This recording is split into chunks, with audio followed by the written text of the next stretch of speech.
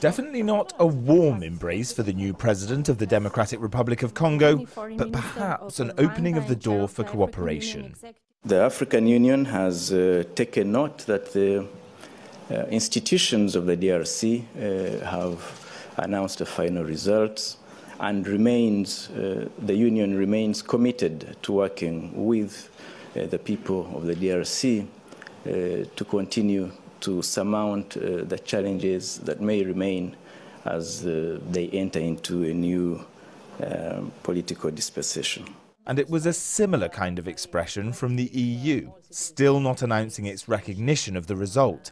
Brussels says the president must be a unifying force.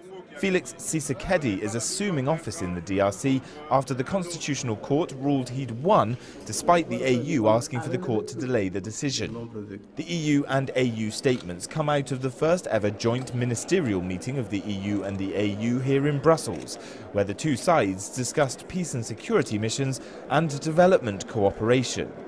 The EU is also backing the African Union's plan to set up a continental free trade area and says it's willing to immediately start negotiating a continent-to-continent agreement once that's done.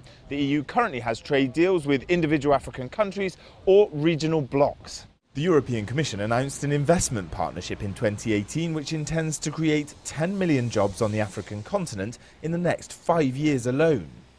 44% of Africans are now working for a job that does not generate more than $2 a day.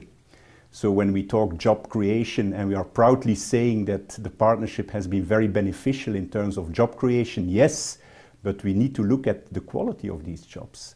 Do these jobs really generate a good income for the people in Africa? Just as this EU-AU ministers' meeting was beginning, Zimbabwean President Emmerson Mnangagwa tweeted to say heads will roll potentially following an investigation into the outbreaks of violence over his fuel price hikes. To sum up, the European position has always been this. Accountability is important, respect of the rights of citizens to fully and peacefully express themselves.